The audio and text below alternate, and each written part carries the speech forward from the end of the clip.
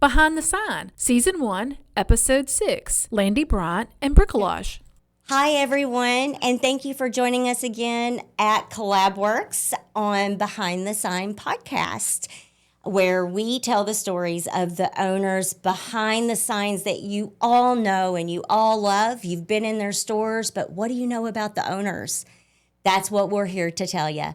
I'm your host, Andrea Wilson, and sitting next to me is Sherry Wade. Hey, so we're really excited today. We've got a great one with us, and without further ado, let us introduce to you our friend, Landee Bryant with Bricolage. Take it away. All right. Hi. How are you doing? Welcome aboard. Well, thanks. I'm excited to be here. Thanks for joining us Yes. tonight. So we know your store. Yes. It's incredible. Thank you. It's probably one of the most unique stores It is. that I shop at downtown. That's the goal. Not that they're not all wonderful, but Absolutely. it is just unique in its own Yeah. right, and that has to do with you. Mm-hmm. So we know the store. Today, let's learn about Landee. Sure. And what made you build the store, how you got there, how it came about, and how you got to today. Sure. Well, it's a very interesting story to me, so let's hope that other people are interested as well. But basically, when I moved to Paducah, I was in the arts. I had an art degree. I wanted to have a job in the arts, and I was an art teacher, and then I was a nonprofit arts leader. And then as I was running Maiden Alley Cinema, there was a shop downtown called BB's Artisan Market. That was there for about 20 years, and I loved it. I coveted it. It had local and regional art. It was Kentucky-made art. They announced that they were retiring. They were closing down. I had never in my life envisioned myself owning a small business. Wasn't on my bucket list, wasn't my life's goal, wasn't anything I thought I would ever do. And my friend Sarah Falder, who owns Flower and Furbish, her shop was right down from that location at the time. And we were really good friends. She didn't have kids yet. We were both like fly by the seat of our pants. So we sat down over a glass of wine one night and we're like, this needs to continue. This mission needs to continue. A place where you can buy local and regional art. So we both decided to put in a chunk of change and open Bricolage Art Collective. And we both had other sources of income and other ways to make our livelihood. So real quick, Yeah. what year was that? 2014. Okay. And I was running Maiden Alley Cinema. I was the executive director there. She owned Flower and Furbish. We were not looking to get paid to do this. We just wanted to keep it going. So for the first 6 years of Bricolage, everything was volunteer-based. All the money went back into paying the bills, paying the artists, keeping it open, keeping it sustainable. And then after that, around 2019, at the end of 2019, I left my position at Maiden Alley Cinema and decided to focus on that full time. And then the pandemic happened. So we're hearing a lot of these stories, and these are very interesting stories because They are. what challenges you guys all face. Oh, absolutely. I mean, I was scared to death because, like I said, this was a mission-based labor of love. We were not relying on it to pay our bills or to be our livelihood. So that was scary, but my background is in nonprofit leadership and grant writing, and so things became available to help small businesses sustain through our city. My landlord was really wonderful and helped me through that time, and luckily I got some funding and was able... How did you get funding? I got a small business grant through the... I cannot think of the name right now. I lost it. That's okay, but it was a grant, and grants aren't always easy to get. They're not. And I got one from the National Main Street. I was actually the only business in Kentucky to get that grant, and that was a $10,000 grant. That was, Wow. Well, back during COVID times. And then the city, you could apply for a little bit of funding. My landlord did not make me pay rent when we had to be closed. We were forced to be closed for COVID, which was a beautiful gift. I'm like, I'm going to send you flowers every day because that's amazing. But then after that, just went 90 to nothing, and just was my main goal, and to make it thrive and to expand it. Because whenever it was kind of a side gig, we just wanted to keep it going. So we had like kind of consistent hours, which we know is a big deal. You have to have consistent hours, Right, to because be sustainable. people will stop coming because They they will. don't know when you're ever open. And they'll get frustrated, as they should. I would too. Yeah. So we had volunteers, and we did pretty well. But there were days where it just couldn't be helped. The doors just weren't open. So I wanted to make sure I was open consistently, had regular hours. But I'm still my only employee. Although Zeus, I wish he counted. If he could like fold T-shirts, that'd be great. We didn't. Sorry, we should okay. back up and introduce Zeus. At this point, you might only see his hindquarters. Yes. But Zeus is a He is Great a Great Dane? Dane. And Okay. it's actually a cute story because I had a chocolate lab before him for 15 years. Her name was Zoe, and she used to come to the shop with me. And I lost her, as we do, which breaks our hearts. And my friend asked if I would take her dog to work. She knew I needed to take a dog with me. And she was sick, so I took him. And this couple came in and met the dog. It's like, he's not mine. I just lost mine. And they started telling me about their son who had acquired a Great Dane and couldn't take care of him and wasn't doing a very good job taking care of him. And they're like, you can have him. And I was like, seriously? And they showed me a picture, but I didn't know if I was ready for another dog, but I'm like, I'll come visit him. So I went to visit him, and that was it. That was it. And that's how I got Zeus. Hooked. And they've come in to visit him a few times, which is really adorable. And they were very nice people. I think people get in over their heads with large breeds. And Yes. and since then, I have 2 other dogs that join me at work too. So Yes, you do. Yeah. Yes, you Yes. do. So it's just you and Zeus running the shop at that time. yes, Right? Yeah, I had a little bit of help with just friends and family, but Zeus likes to let people know he's here. But yeah, it's just me. And then Sarah she has since had 3 children and has moved Flower and Furbish right over here by you all. Yes, she's our she's a magical creature who I love and will always be thankful for, because some of the fixtures in there are still hers, and she has such a great eye, and we had so much fun putting that shop together. But then, she had to step away and do her own things. So then it became my thing, but she's still, her heart and spirit is still there, and we still collaborate on things. And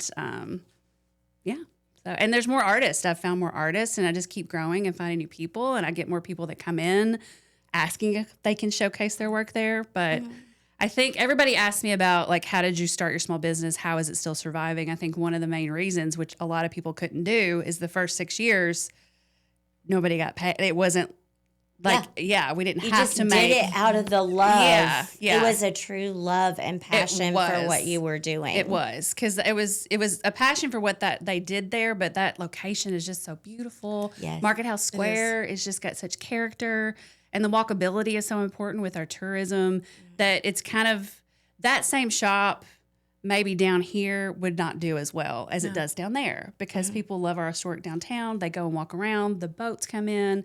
It's just got a vibe down there. Zeus has got to smell stuff. Well, he's decided he needs to be a part of the show. He does. That's okay. You want to see it? Those eyes just, they get me every time. Sit down. So, Bricolage, Yeah. who named it?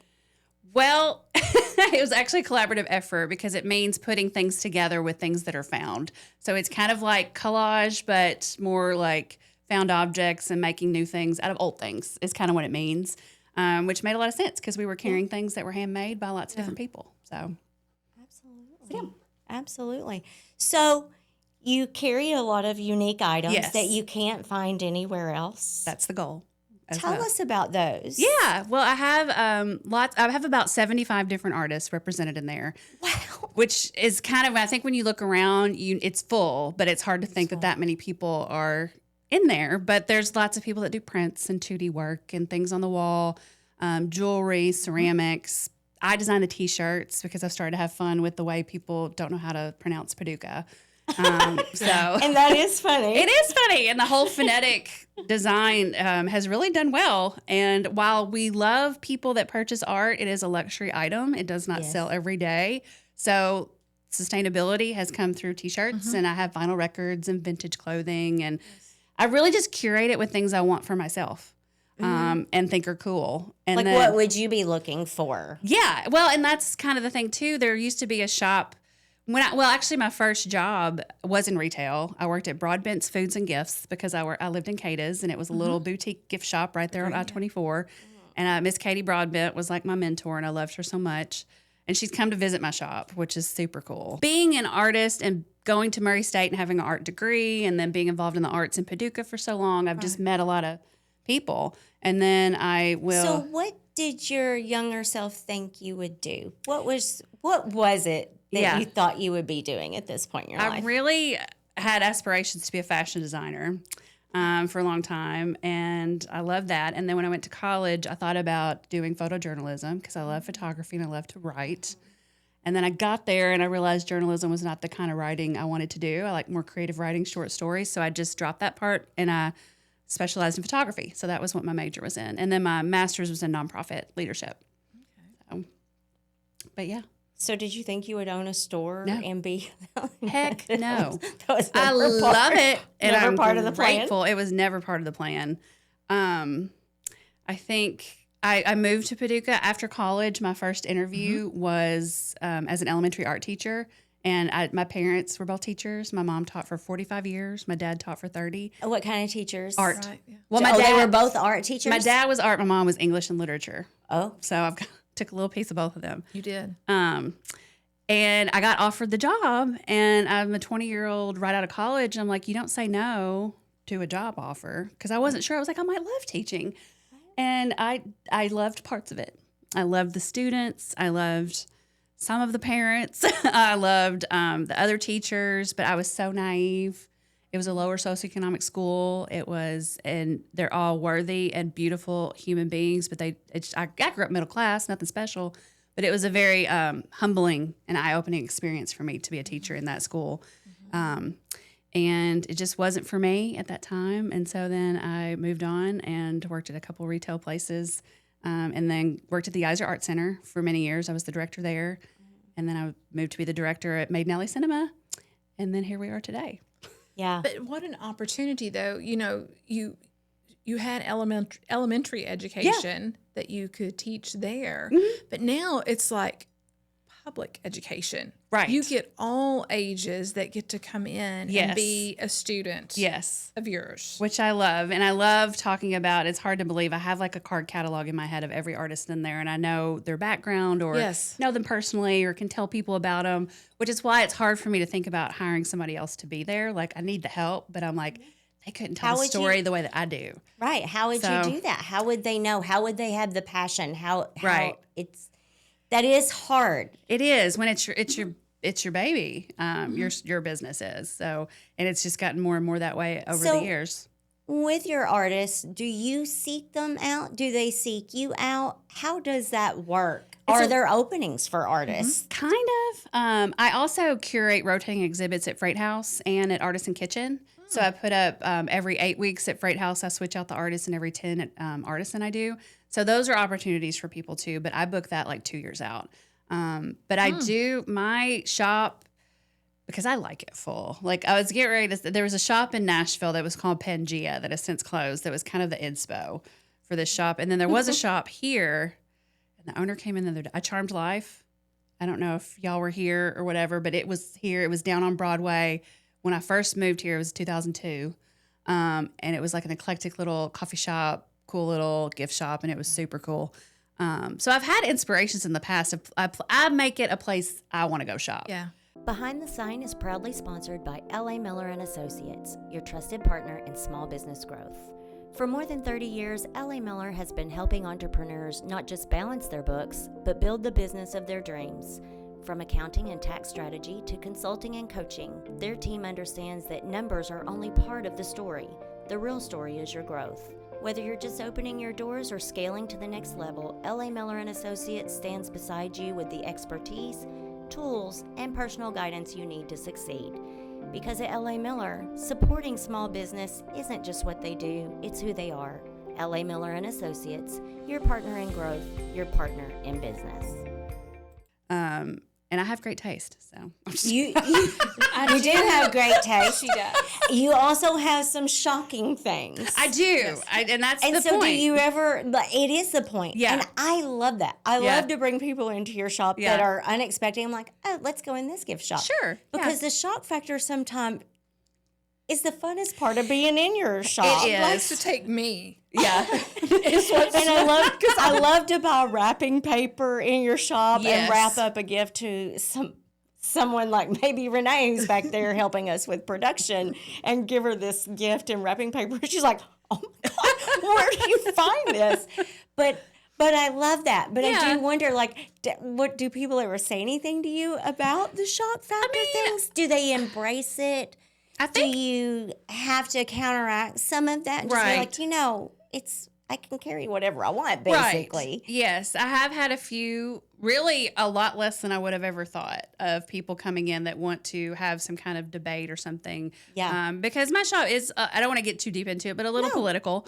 And I believe a certain way. And I think that's a red flag for a lot of small businesses probably anybody would tell you in a business seminar to be apolitical in whatever you do, obviously. Everyone always tells us to be neutral, but does that really work for anybody? No. Well, and it's just, these are different times, and I have different opinions and feel differently. I mean, It's your shop. It's You my do what you shop, want. and I've run several nonprofits, and I've worked with boards, and I've had to be a certain kind of way, and I don't have to anymore. And I'm not Right. poo-pooing that. I'm saying, No. you want to appeal to a wide audience. Yeah, I think this is a very interesting question, and it's an important question to answer because I believe there are a lot of artists, specifically artists, because the creative mind, there are no limits really. Right. Yeah. But what limits creative people are social standards or what we believe we're supposed to do or being exiled because we do something that's not. And so I think that's an important conversation with you, especially because I think you had to cross a lot of those almost boundaries and break them down. Yeah. And that's an important conversation. So I think that's probably why I asked. How has that been and how do you deal with it? And how do you just tell somebody that has an idea and it's in their heart and they know this is the right thing, this is what is, just go for it. Right. Just do it. Right. Yeah. Well, and I think as far as not even being political, but some art that is a little shocking in the shop or some imagery or some things that people might be offensive to you, I might think is beautiful. We are kind of in the Bible Belt. We are, but we are an artist and creative community. So I feel like that tends to lend towards a more different mindset. That's maybe a little more, I don't know if progressive is the right word, but open-minded. I don't know. Yeah. But I do get, to your question, we get lots and lots of tourism here. I don't know if people even realize how many people come here from all over the globe. Yes. And they often, I hear, not just about my shop, about Paducah in general, how refreshing it is, how quaint it is, how cool the vibe is. And it's not what they expected in a Kentucky town. And in the Bible Belt and in a pretty, I guess, conservative state. I don't know.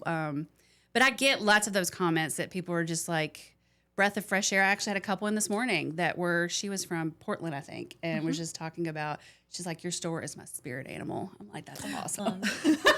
Yes. I'll take it. Yeah. Did you offer her a rabies shot somewhere? I did not. I should have those in the back, though. But it does reconfirm to artists and to other people thinking about doing something that the fear of failure and all those fears that keep them from doing it. Yeah. Because they could bring something great like you have to our town, not to steal from Nike or anything, but hey, just do it. Right. Right? Just do it. I agree. I do. And I curate it in a way that is, because it's open-ended. Art is subjective. Everything is. But I have a style. I have something that I'm attracted to. So I have had artists come in that want to sell their work that I just don't think it's a good fit. It doesn't speak to your abilities or your talent. It's just not a good fit for this spot. So I'll try to help them find other places. But I was going to say, how do you deal that? Because I know I have a hard time saying no to people when it is art. It is. You are, because I don't want them to ever think I am doubting what they're doing, because there is an audience probably for what they're doing. But I say, the Paducah Art Guild or the Paducah Area Painters Alliance or other spaces might do it, or you might want to try it on Etsy or try an online store and see how it goes. It's not that your art is wrong. It's just that I'm not the right place. Right. Let's find the right place for you. I was thinking, you're not the right salesperson for it. This is true too. I can't sell it if I'm not passionate about it. Exactly. Right. I've always felt that way about Yeah. Hi, Zeus. He said he wants to know where his microphone is. Come here, He does. He had something to He's say. just going to adjust, I think. But it is, and I've had like high school students too that are making things that want to sell them in there, and I'm all about it. And I do shows with Murray State students at Freight House, and I love their work. And it's like if you catch them when they're young too, and they're like figuring out their style and what they're into, like it's so fun to see where they go. Well, if you facilitate it and don't suffocate it.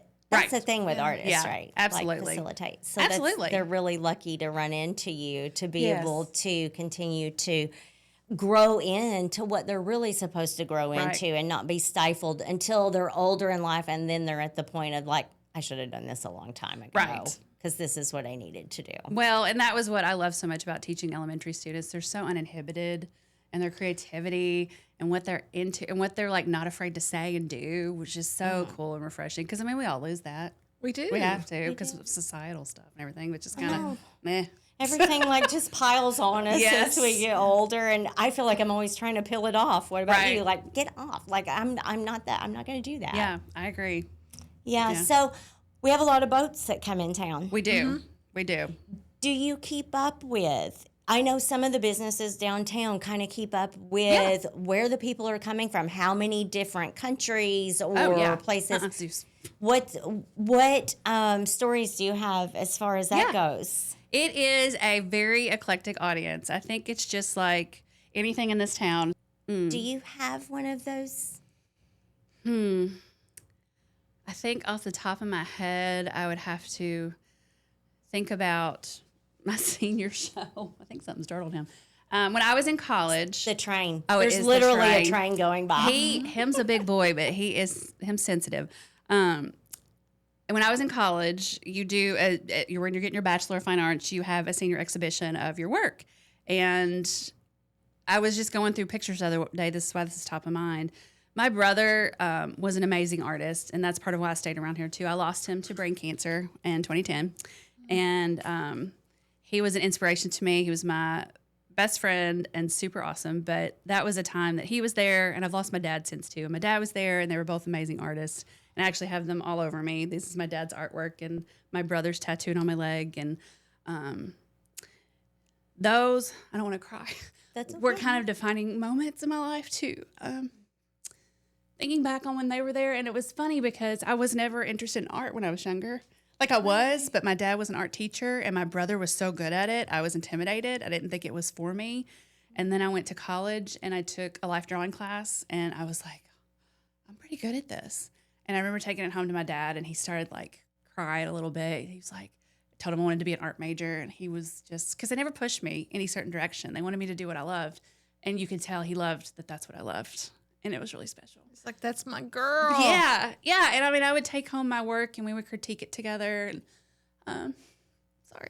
No. Talk about it together. Never apologize. I am a representative of their creativity, and I still have my mom, and she's a creative soul too in a different way. So I would say every moment I got to spend with them before I lost made me who I am. Those are the parts that made you. Yeah. And that is a real moment. Yeah. Thank you so much for sharing that. Sometimes those are hard to share, but those are important to share too. Yeah. They were special humans for sure. I mean, I'm biased, but they were both so talented. You should be biased. Yeah. I know. That's true. That's true. They would be so proud of you right now. Oh, thank you. Yeah. So Landee, I was trying to think, where do we go from there? Sometimes we get caught up in that because I just want to stay in those moments. Yeah. I'm a passionate person, and Sherry is too, and it's hard for us not to just stay right there. But I want to do a good job of making sure that we tell your full story. Yeah. And so part of that, because I see that Zeus is taking over your spotlight over here. So there's other dogs in the shop. Yes. And I also know that they have some products in this, like some things, I guess, that you make, coffee mugs and that They kind do. They have, I'm low right now, but they have stickers and T-shirts. So what are the other ones' names? Because we want to make sure that we mention them on the show. They need one. Otis. Behind the Sign is brought to you by L.A. Miller & Associates, your partner in small business growth. From accounting to strategy, their team is here to guide you every step of the way. L.A. Miller & Associates, because your success is their business. is the poodle mix. Otis was my daddy's dog before he passed. Oh, I So didn't that realize makes him that. extra special, and he's got a little bit of his spirit in him, I think. Is and he then the one that's about the size of Zeus? a little bit smaller. Okay. He just got a fresh cut. He's got a mohawk. Oh gosh. We're gonna need a picture because know, I can will. do the picture It's on the so post cute. side. Okay. And then Lola is my other one, and she's just a mix. I don't think I've met Lola. She's the one that stays in her little safe room behind me because she was abused a little bit, but she's a sweet girl, and they're all very bonded. And I have to have like interventions with my friends sometimes because I'll be looking at rescues, and they're like, Landee, 3's enough. you can't, and I'm like, I know, I can't afford anymore. So Well, people like you with big hearts sometimes have to have good friends with Yeah. big stop signs. right, I know someone like I know that. she. Terrible. you need I'm those really stop signs terrible. sometimes. Sherry. Not to call Stop you out. sign. I need the leash that you have around your neck is what I need. It's like somebody pull me understand. back in, Okay. rein her back in. All right, so we have Christmas coming up. Yes, I think it's really important because your show's going to air here pretty quickly. What are some unique gifts that people need to come find in your shop? last year was the first year I really like leaned into Christmas because I like Christmas, but I've just never thought of my shop as a place you're going to go to for Christmas specific things. But anyway, I think year, the world is changing and we're all looking for the unique items. I So, agree. I ding, agree. ding. Yes. Yes. You're on the You're gonna mark. find it But there. I did 4 or 5 themed Christmas trees last year with really unique, fun ornaments, and I plan to do that again. And those were really popular. So they're all kind of things you wouldn't find anywhere else, handmade, different styles. And then the T-shirts and the hoodies in the Paducah Creative City are always, because I have zip up and pull over. Love it. Well, and I have mugs. Everything that has, because people come in and they want something that says Paducah, happens all the time. Yep. I'm like, well, I have lots of things made by the hands of people that reside here. But as far as the things that say Paducah, I have learned. I have mugs, socks, T-shirts, stickers, postcards, a magnet, a pin, and a few others. But yes, I do have those things. But I try to encourage people to just kind of buy something, and even if it doesn't say Paducah on it, like know that that's where they purchased it and somebody who lives here made it. Yeah. So it just depends. People get in their brains, they want something specific, and I get that. Like people that collect shot glasses or the spoons or things like that. I don't have that in my shop, but I try to send them places that might. And you always kind of have this turnover. I notice new things every time I come into the shop. Yeah. So it's never stagnant. Yeah. So I might go in there one week and come in the next week and see something completely different. Yes. So I always appreciate that Yeah. too. And others do too, because it's not one of those shops that you can say, I just was in there. I know what they have. Right. And that's awesome to hear because I do strive for that. And I do, like we were talking about the boats and different demographics, I have lots of like high school kids that come in too because I have a big old sticker section, which, the profit margin on stickers is not huge, but it's what stickers. is it with the stickers? yeah. They love them. It's big. I don't know, on cars, water bottles, laptops, and I didn't enamel even pins. like stickers, and now I do see, I because do I had a too. little bit of FOMO, fear of missing out, Right. right? For those who don't. Yes. I think most of us know what it is, but I really did. I'm like, well, I guess I got to decorate my laptop with Yeah. stickers, and I've kind of gotten kinda- addicted to I that a watch little when we Yeah. travel and I different think things. people like showing their personality with, like on Absolutely. things with them too. So definitely water bottles and laptops, like you said, and some people cars. Some people, and I have magnets too Yeah. for people that don't want to put something permanent on. And you're always in the shop. I So am. if they want it, when they come in the shop, they're meeting you. They're They meeting are. the owner. They They're are, meeting and the person dogs. that Yes. puts it together, and the dogs. Yes, yes. Which still the show always. They do, and they're usually, we walk about 4 or 5 miles every morning before work to get them worn out and go to the dog park and whatever. So they don't always wow. jump up wow. and greet everybody, but they that- are always there. So I do want to say that because every time I've ever been in the shop, they're sleeping on the bed, and I'm They like, lounge. the very first time I went in Yeah. there, it was a little bit of, are those real or are those fake? I get that a lot. I often question what about my shop says taxidermied dogs. Because a lot people say that a lot. They think they're laying on the floor and they think they are stuffed 150-pound they do. dogs That's just what they randomly look on the floor. I'm like, no, they are real. Yeah. and it would totally fit in your unique shop. I should you guess have it something would, like because that. a lot of Yes. people say it. So like, you know what? I guess that's yeah. And then Zeus, they likes to look out the window. I said your name. I'm sorry. Likes to look out the window, and he'll be so still. People think he's a statue. Yeah. And then he'll move his head, and he'll hear people outside like squeal, like he's real. Oh my gosh. So yeah, it's All funny. right. Well, so Landee, we've talked a lot about your shop. Bricolage Art Collective. Yes. Landee Bryant. I'm going to You make got sure it. I get Yeah. that last name right. One thing we haven't said, and it's so important, the address of your shop. How do you tell people to find your shop? Good thing. 107 Market House Square. I often refer to Stella's or the brick paved one-way street. And we're also, as you can tell, I am a fan of tattoos. I'm right next to a really great tattoo shop downtown too. It's called Paducah Downtown Classic Tattoo. And often too, I tell people if you're walking down Broadway, you take a right on Stella's. I'm the very first shop right there. Like All if right. you're, Can't miss you. Yeah. And you have a sidewalk sign I do. out there as and well. I have the open flag that we all Open have. flag, But yes, yes. I do have the little sandwich board sign out there too. All right. Yeah. All right. Well, thank you so Thank much. So you. we've talked a lot about life and your business and your business partners I know. that have buddy. 4 legs, but they think they're humans. And so Yeah, we'll they let them do. believe that. And we'll Yeah. also post some pictures of them Yes. in the show. So people need to watch it on YouTube so you can see the pictures. We'll also have some pictures of the things that you have in the shop so that we can share that on YouTube. So with that, I'm going to turn it over to Sherry Wade because this becomes her favorite part of the show. It is my Okay, favorite I'm part of the excited. show. So this here, I've got some little questions laid out for Okay. you, and this is how we wrap up the evening, or Okay. wrap up our recording, is pick a card, any card. Good luck. I'm gonna go with that one. Very Do good. I? You do it or I do it? I'll let you go ahead and read Okay. it to yourself. That gives you a moment to think about it. What's your just for me ritual after a hard week? Behind the Sign is sponsored by LA Miller and Associates and the All-Star Team, supporting small business with numbers, strategy, and partnership that fuel growth. Well, if I'm being really honest, sometimes I like to watch really stupid TV. Oh, and so define that. Reality shows or things like that. I don't know, like Love Island or stuff like that. Like, because I like really cerebral, like independent films and all the things I guess you're supposed to talk about when you're having a conversation with somebody and you're in the arts or whatever else. But no, I mean, I've watched Vanderpump Rules. That's a lot of fun. It's just kind of not people you really want to hang out with, but just, they're really intriguing to watch their life.